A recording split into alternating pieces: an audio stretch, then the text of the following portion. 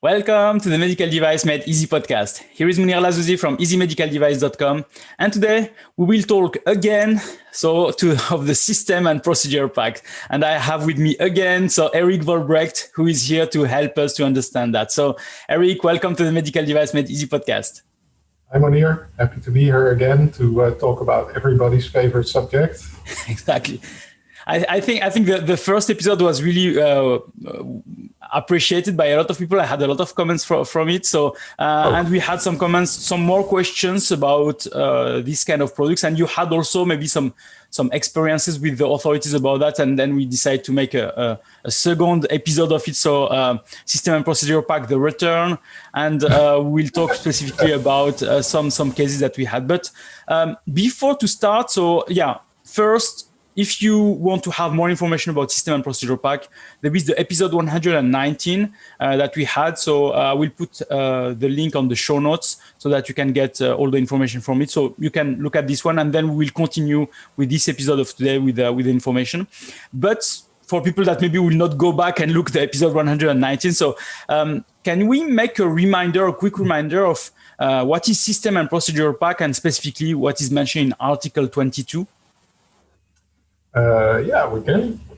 Basically, I think the big the summary of the summary that we made was we discussed the definitions of System and Procedure Pack. They are defined differently because the components of a system do not need to be packaged together as a requirement, whereas the elements of a procedure pack need to be packaged together in order to be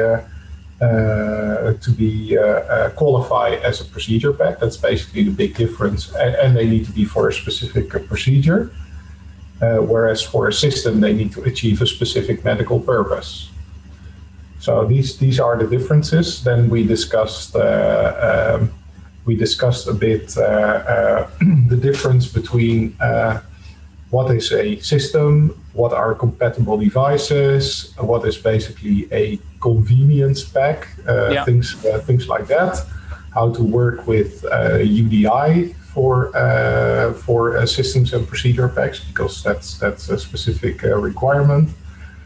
And we talked a bit about labeling. I showed the examples with my axon brain implant device box and my axon vasectomy procedure pack, which is I also had a lot of good feedback about it. People really liked it. I heard a lot of people saying that, that you had the axon label with it, etc. So it was really nice to have this shown this directly.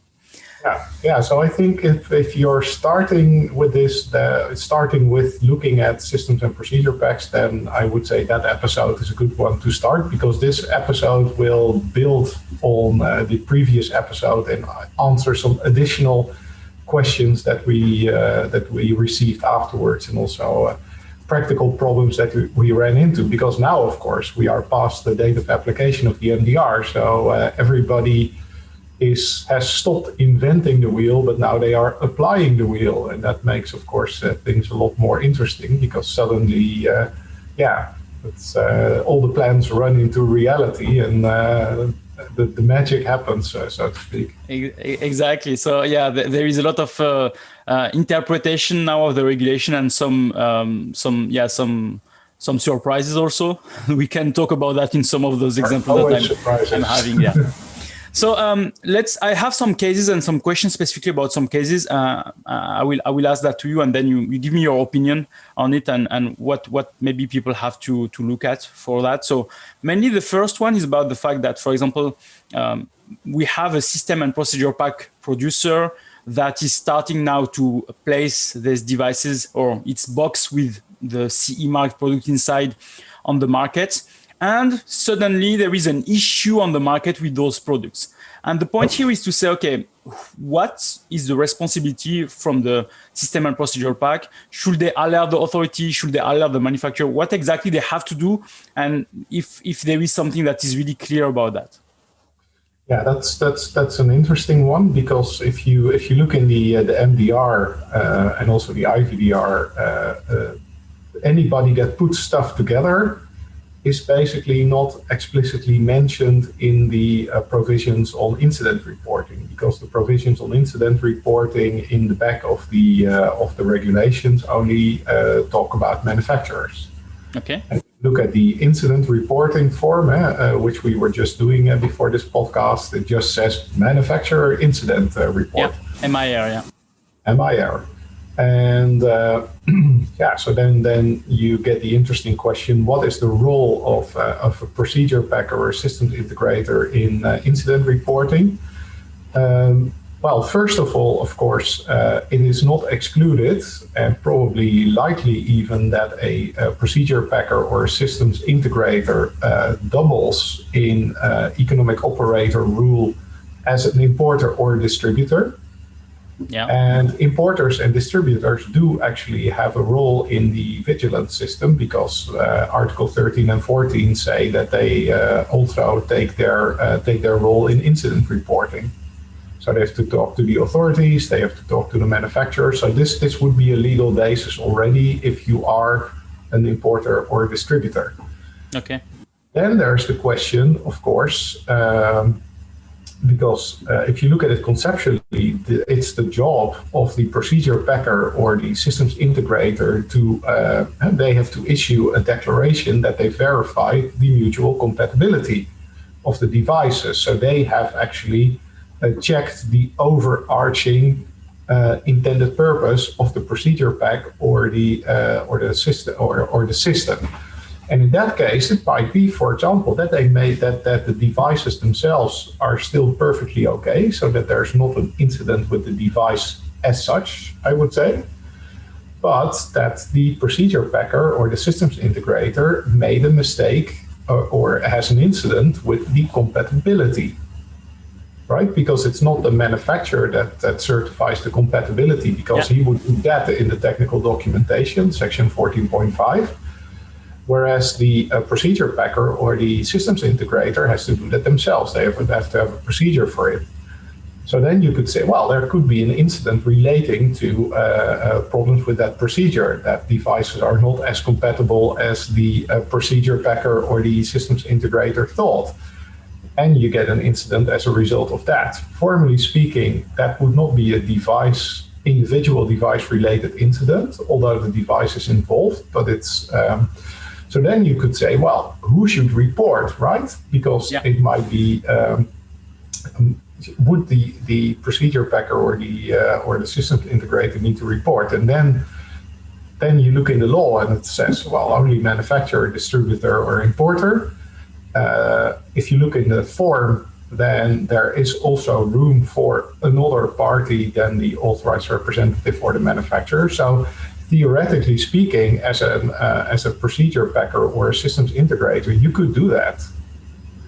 Directly, so inform the authorities and fill the form directly? That's the problem is, of course, that if you need to report through UNAMED, then you might get into the situation where you would need to put a square peg in a round hole, because you can't upload the form because you are not a manufacturer or an authorized representative, or I don't know if that role in UNAMED allows you to upload such a form. I don't know that from the top of my head. But then what you can always do still, I think, as a procedure packer or an systems integrator is just, in the worst case, email it or even fax it or send it by letter or go to the competent authority in the member state where you notified because if you notify a system or a procedure pack in UNAMED, you do need to state a competent authority for it. Exactly. So you can go to that competent authority and say, this is my problem. How shall we deal with it? Because in cases like this, even where the law is incomplete, I would always say, use the test. What would you do if was your child involved in the incident? Would you say, not my problem? Probably not. So it's important here, to have all the options. But I suppose informing the authorities is one. The second is informing the manufacturer also to tell them, okay, we have an issue, and maybe fill a form, like a complaint form, to say we resolve this issue, and maybe have a collaboration with them also. Yeah, probably. What ideally speaking, you would already have an agreement with the manufacturer about the integration of the device that would allow you to also safeguard the compatibility over time. And an agreement like that would also contain provisions on vigilance, right, and reporting, because it might actually be that you as a system or procedure packer discover something that looks like an incident that's related to the compatibility only, while it might be an incident that the manufacturer just not has discovered yet. Okay. So it can help the manufacturer to improve its device then also. It could even trigger a field safety corrective action on the part of the manufacturer. So it's always good to discuss with the manufacturer as well, and put this in your contract. And we know also that one of the challenge of if there is an issue on the market is if we have to perform a recall. So in that case, what do you think? Is it under the responsibility of the manufacturer of the system procedure pack, or we have to look at what was the issue and then define the responsibility out of that? Because it also costs some money to recall everything and to make some letters and make this and that. So what is your thinking about that? Well, again, if you are a distributor or an importer, you also have recall and withdrawal obligations directly if the device is unsafe. So it might be caught in that scope. The manufacturer of the device usually will have an interest to also participate in this whole scheme, even if he doesn't have a contractual obligation, because in the end, if the problem really goes out of control, then it's the manufacturer's name in the news. It's usually not the name of the procedure packer or the systems integrator, but it will be like company X's device involved in a big incident, killing a bunch of people. So you never want that as a manufacturer. So again, an agreement with the manufacturer would probably also have language on what if a field safety corrective action needs to be performed, who's going to pay for it. And then you can agree, well, if the root cause for the corrective action lies in the compatibility assessment of the systems integrator or the procedure packer, then he pays. And if it's an exclusively device-related issue, the manufacturer pays, for example. Okay. And one case maybe that, because you said that in case that there should be maybe an agreement between the system procedure pack producer and the manufacturer. What if, let's say, the legal manufacturer, is not really willing that the system and procedure pack producer is distributing his products on his pack? So is there a way that he can say, no, I don't want, and you don't have the rights to do that? Yeah, there are lots of ways. For example, because the procedure packer or the systems integrator is going to place a new product on the market, right? So that if that could be patent infringement. Maybe trademark infringement, probably not, because trademark rights would be exhausted. Patent rights might also be exhausted. So, but there might be ways to say yes, but hey, if you place it on the market in a procedure pack or a system, you are doing something else, and in that case, my rights are not exhausted, for example. So that's something that's legally still undecided. Also, the manufacturer could actually say, well, I did not verify the other products to be compatible with my products, so you are fully compatible, so you're fully responsible for the compatibility verification. That's the law. Yeah. But the manufacturer, if they don't want it, they can, of course, always do their own, let's say, verification check of the compatibility assessment of the procedure packer or the systems integrator, and come to their own conclusions. And if they come to the conclusion that actually they don't agree with the assessment of the procedure packer or the systems integrator, they can complain to the authorities and issue an incident and say, hey, this guy is putting things together that are completely incompatible and will lead to incidents.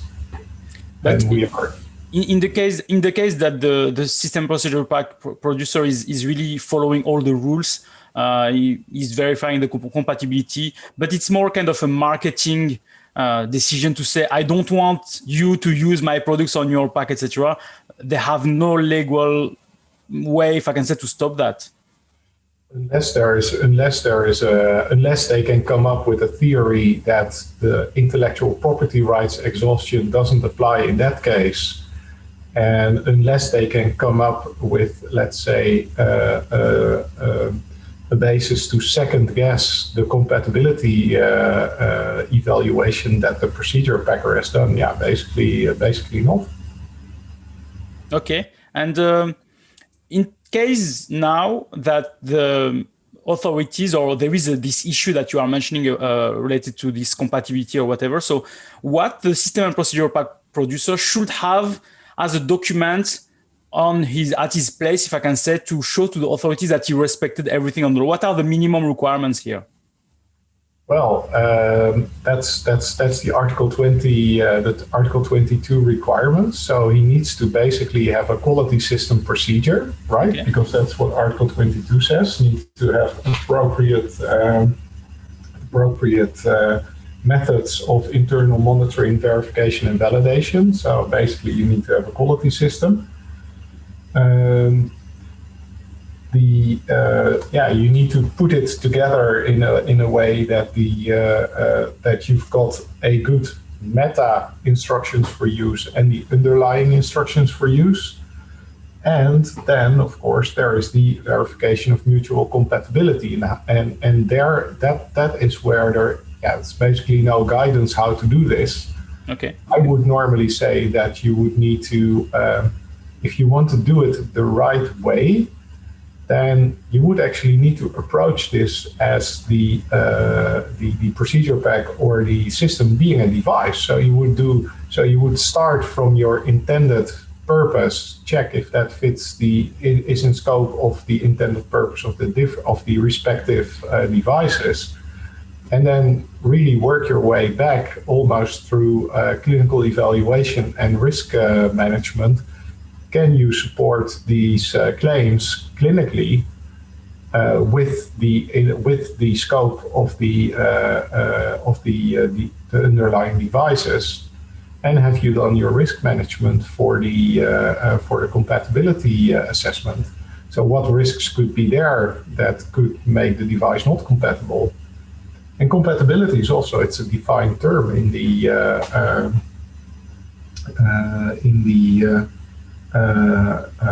MDR.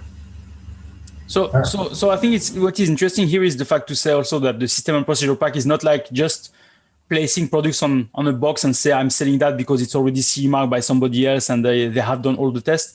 Here, they have written responsibility. That you can do if it's a convenience pack where you say, hello, here's a box of stuff, right? Yeah. That's what we discussed in the last episode. I also had a box of stuff permutation. Then you can say, I do no checks, I have no regulatory responsibility. But as soon as you claim a procedure pack or a system, then by definition, you claim that this is intended for a specific medical procedure, or this is intended for a specific medical purpose, and that you need to support. It's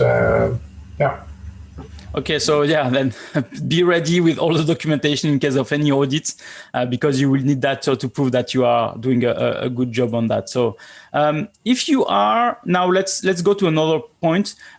If I am a system and procedure pack provider, if I can say, but I place on my pack a medical device in one side and an in vitro diagnostic in another side. So it's two different legislation on the same pack. So is this something that is compatible, working, or what is exactly the rules about this kind of cases? Yeah, that's a really tricky one because the IVDR doesn't have the Article 22 systems and procedure pack logic in it. But the MDR only knows systems and procedure packs as kits. Okay. And kits are devices as such. That's a problem. Because if you look at the old MedDev for the IVDD, which still applies at the moment, by the way, there it says that a kit can consist of separately CE marked products and so on. And that's the logic with which everybody is operating. Or it says, so that's MedDev 2.14/1 revision 2 from the top of my head. Okay. The borderline and the borderline IVD MedDev. And that says, well, a kit can have two meanings basically. A kit can be basically a system or a procedure pack in the meaning of much like Article 22.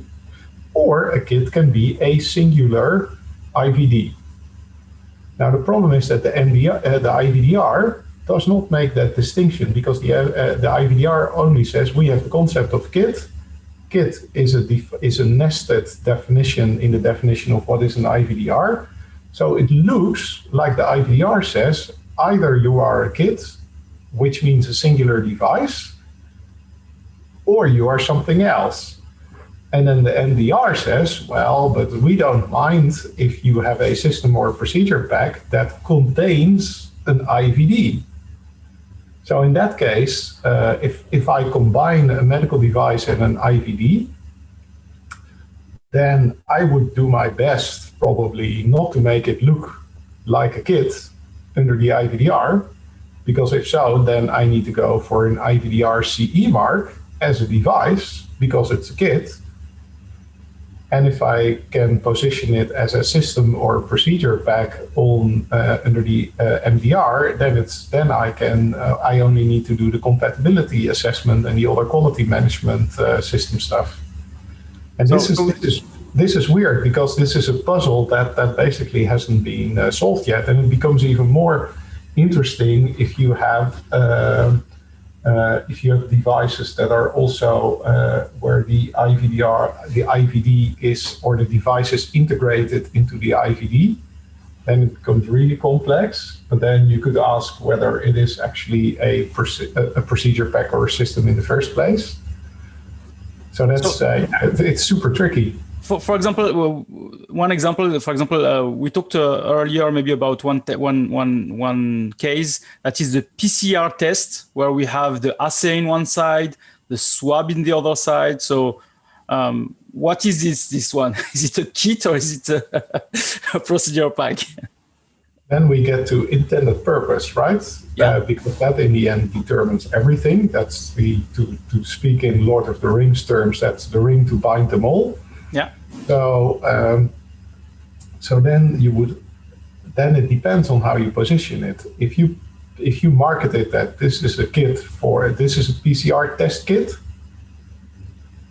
for determining for testing COVID-19 infection, and then you're under the IVDR. Yeah, exactly. You say kit. I mean, it's hard to say kit and then say, oh yeah, but I don't mean kit, I actually mean system or I mean procedure.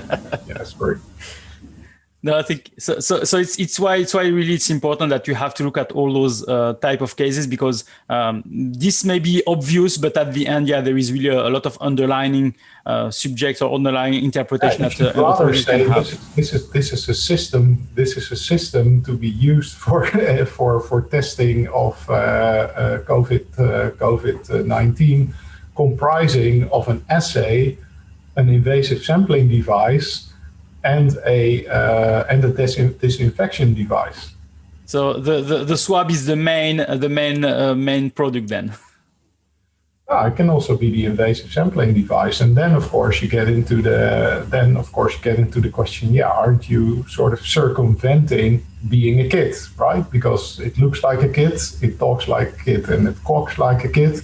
Shouldn't it be a kit? And that's exactly. Of course a difficult discussion that you're going to have with the competent authority then. And this is a puzzle that hasn't been resolved yet, as far as I know.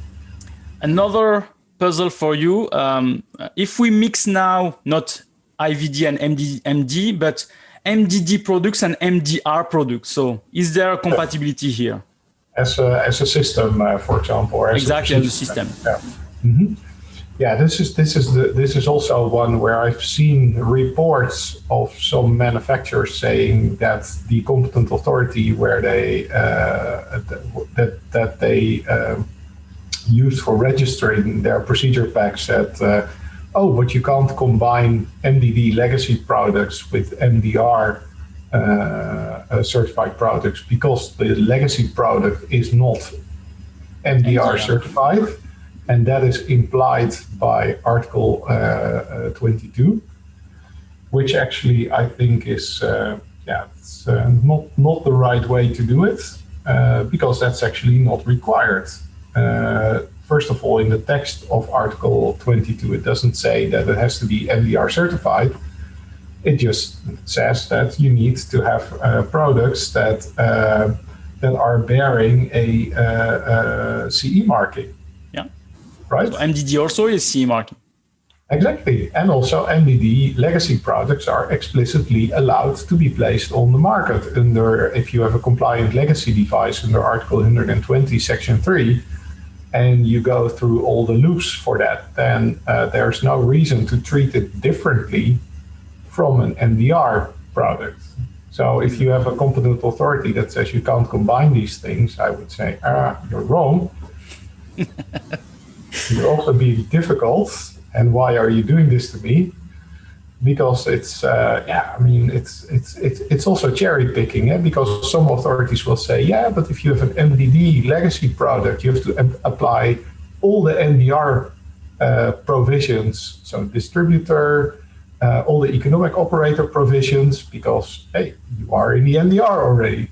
But if you want to register it, your device, you want to put your MDD compliant device that meets all the other MDR requirements, you want to put it in a procedure pack, then they are like, oh, no, you're not in the MDR. That's not, that's a bit weird. So in that case, it depends really on the authority. So each authority can have its own interpretation. But the problem is that the manufacturers are feeling a bit alone here. Not, of course, because it's a central European concept. So in the end, it's the European Court of Justice that can say something about it. But before you are there, then there's a lot of administrative frustration with a competent authority that will say, "Oh, can you tell us why you think you're right?" And then they go, "La la la la la la la." Still you're not right. And then you go to a national court, and the courts are like, "Oh, this is complex technical legislation. We are not experts in that. Maybe just to be sure, as a precautionary principle, we will just believe the competent authority because they seem to know a lot about this." And then before you know it, you are years down the road. And so to avoid this issue, try to have all MDR products on the pack, just to avoid to be blocked maybe on this kind of situation. Or just have a very good justification to speak with the competent authority and hope that they are susceptible to reason and logic, which is not always the case, but sometimes they are.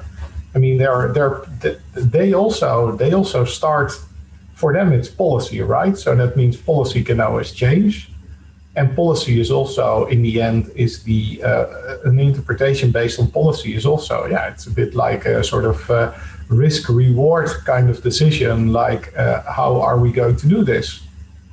Like, for example, when they said in the MDR FAQ of the CAMD about the transitional regime, that devices containing viable substances that are legacy devices, that they are just excluded from the MDR, I think it makes totally no sense. It's a very convenient interpretation for them. But legally speaking, if you have a perfectly valid legacy device, yes, that kind of device cannot get an MDR CE mark, but it is a completely legal legacy device. So why do this? It's a policy choice. Yeah. So basically, they take the policy choice and then say, okay, well, if you want something different, then come fight for it. Okay. And then you have to have the appetite to do that or not. Yeah, this strategy. another case, I am a system and procedure pack producer located in Europe. I'm selling my products in Europe since many years now. And I mean, it's many years since the legislation is authorizing that.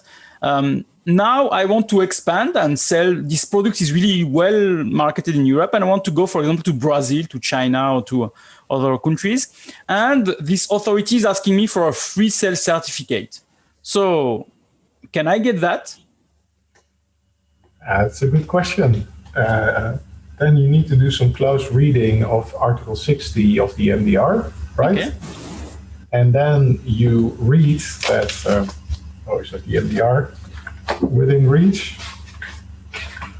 And then it says that the weird thing is that Article 60 says there's a limited group of economic operators that can request a certificate of free sales, which is only the manufacturer and an authorized representative. Okay. And you have to request it with the member state where these are registered. So that's a bit weird, because that means that if you approach the member state, because if you have a procedure pack, then it might be that you have 3 authorized representatives or more, or maybe 2, who are not necessarily registered in the same member state. So then the question is, which member state are you going to go to? Can you pick one? Do you need to go to all 3? But let's say you go to one, and then you say, hello, I am the procedure packer, and I have a procedure pack that includes this device and 2 others. Here are the UDIs for a UDAMET. Can you please print me a certificate of free sales for my procedure pack, which includes these 3 things?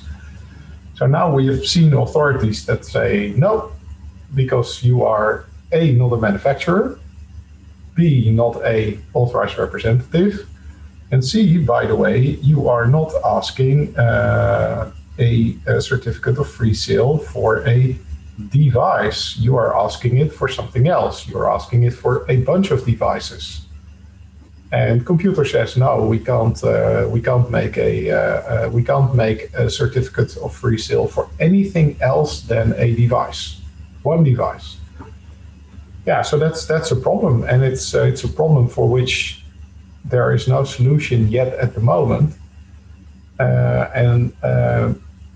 Unless you have an agreement with your manufacturer, with the manufacturers, or you talk with them, you agree with them that you want to expand and you need their authorization, if I can say for that. Yeah, but then still there's a problem that the authorities can still say yes, but I cannot produce a certificate of free sale for a procedure pack, because I can only produce it for a device. So then theoretically, you could go through the authorities for each of the manufacturers. Yeah.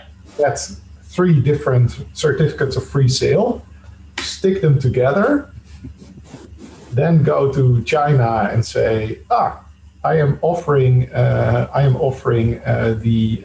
then maybe put your notification into UDAMET as a procedure pack on top, and say, look, this is my certificate of free sale combination pack.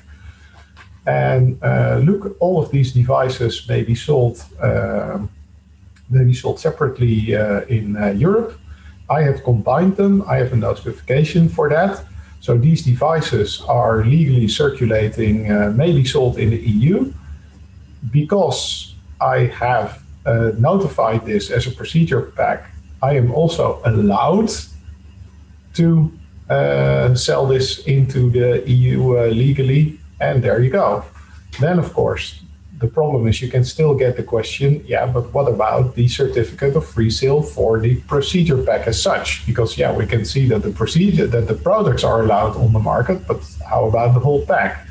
And that's where you basically have nothing more to say, except that you can say, well, Europe doesn't produce certificates of free sale for systems or procedure packs, only for the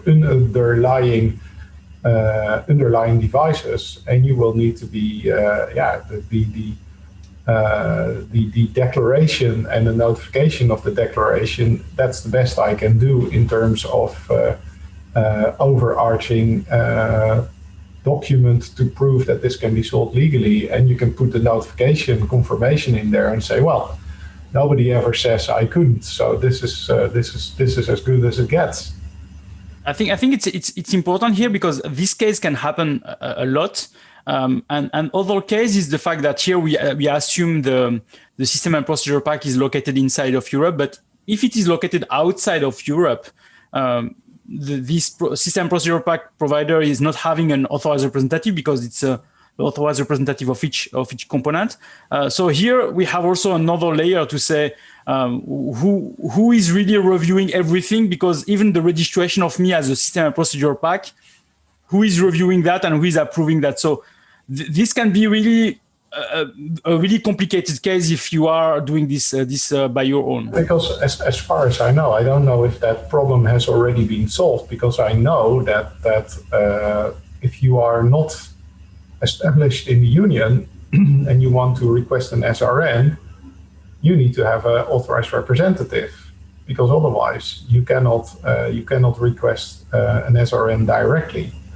And that's, I think, a problem that has been raised with the Commission before, but I don't know if they've solved that already. It has been answered on the MDCG 2021-13, where it says specifically that if you are a system and procedure pack producer located outside of Europe, you have no authorized representative. Okay, so the authority that will review your product is the authority where you will place the first product there. So if you place it in Germany, then it's a German authority to do that. But as you are registering in UDAMED, you have not placed the product on the market. So then when is the trigger to say, okay, this is the authority that will review, is really a bit fuzzy here still, but they said this sentence here. Well, you could try. For the heck of it, you could try to go to the German authority in this example and say, "Hey, would you give me a certificate of free sale for my procedure pack? Because I also want to sell it at home." I don't know what they would do. Yeah, it's as I said, it starts to be complicated with some of those cases. On the other hand, it might be that they say, yes, that's possible too, because you can say, look, here's the UDI of my procedure pack, right? Yeah. Because that's also a requirement for the certificate of free sale, that the UDI goes on the procedure pack.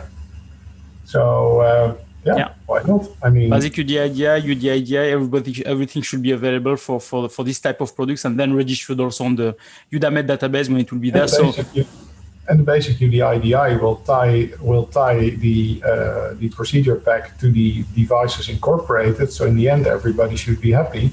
Yeah. Except that you are not a manufacturer or an authorized representative. So computer says no, and the procedure pack is not a device. So computer says no again. So yeah, we will see with, if I can say, some experience with the next year, if there is something that's like that happens. Yeah, hopefully they will be able to solve that, because just like they solved the problem with the non-union procedure packer or a systems integrator, like they solved that for UDAMED, maybe they will solve this for Article 60. I don't know. I would hope so. Maybe they can come up with some guidance on this. But also, the Commission can also take an implementing act and just change the text of Article 60. That would be something. First implementing act to change literally the text of the MDR. That would be really interesting. That's great. Yeah, I think they still. What's interesting is that they still have this option to use this implementing act to change things that are in the MDR, and we'll see if this is something that they will use or you will use or not. Okay, so I'm done, if I can say, with my question on this. I just had a question related to so you have released the book now that you have planned since many months, many years about the content. So do you have some feedback about it? Well, I'm recovering from the near burnout that it gave me to finally get it out. now I'm in the situation of the personal drama where you start discovering the oversights and the mistakes. Okay. So I'm working on a first erratum now, which I hope to push out just after the summer. Okay. On the other hand, I've also had a lot of very positive feedback about it, so that's nice. I've also had some interesting feedback from competent authorities that have read it very well. Really? By now. So that's that's also because I made it available for free to competent authorities, and I've got some really interesting and nice reactions from them. I can only say that actually it changed my picture quite a bit of the people that work there. Okay. Because I got some really diligent and detailed feedback. So that was actually very, very kind. Yes, and otherwise, it's going to be a work in progress. Of course, now the part about the IVDR is not as detailed as I would like it to be. So I'm planning to update the book before the date of application of the IVDR, shortly before. But the problem is that's completely up in the air now, because I don't know if you've seen the conclusions of the 20 June EBSCO Council, where the council basically said, hey, Commission, will you please explore legislative measures to remedy this whole chaos that the IVDR is becoming, which I think might actually be, you can interpret it however you want, but I think it means that, something is going to happen one way or the other, which might be a delay of the date of application, I don't know. Might also be that they are going to do something with a grace period like under the MDR, because remember, the IVDR doesn't have a grace period for upclassified devices. Which makes complete sense, because if you would put in a grace period for upclassified devices, then basically everybody would be in the grace period, which is, that's also more or less what happened with the MDR in the end with the 2019 corrigendum. So that's another option.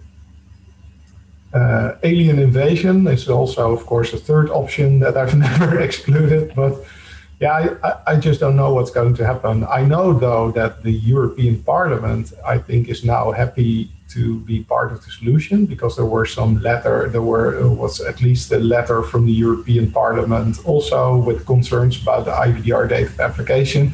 So it looks like we are slowly moving to a situation like we had in early 2020, when all the noses were sort of in the same direction for something to happen on the IVDR. Because if you read also, I don't know, did you read the joint implementation plan for the IVDR? I read it.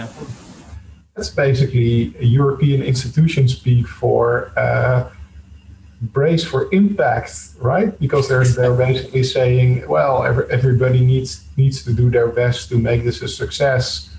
And then if you have the subsequent EBSCO Council conclusion, it's like there's things going on in the background. Everybody knows that this is not going in the right direction. Yeah, when I read the Joint Implementation Act for IVDR, one thing that was clear inside, it was like, we will not change the date. It was not said that we'll delay or whatever. It said about there is a risk, and here is all what we'll do to avoid this risk, but it was not like an option to think about the change of the date, which is, I suppose, why they are putting all those actions that they were like having more notified bodies, having more guidelines, more information, etc., etc. But we'll see how it will be ending up, and I hope everything will be fine for everyone. But I thought it was a bit like sweeping your own doorstep. Like it's not us, it's everybody else. That's exactly. No, I think it's something that will follow up anyway. Okay, so Erik, I think we have covered everything here today, as usual. So everything will be on the show notes. So even the information about Erik's blog and book also, if you want to have a look at it. And if you have any question, don't hesitate to also send us an email or a comment on the webpage or on the YouTube channel. And then I will forward that to Erik if there is any question for him. Okay, Erik, any last words for our audience? Yeah, now if you spot any mistakes in the book, please tell me directly, because I will make it better in the next edition. And otherwise, I mean, what can I say? Good luck with everything, because this is really the time of applying the invented wheels, and that's I see a lot of it's not easy for everybody, and especially for the startups.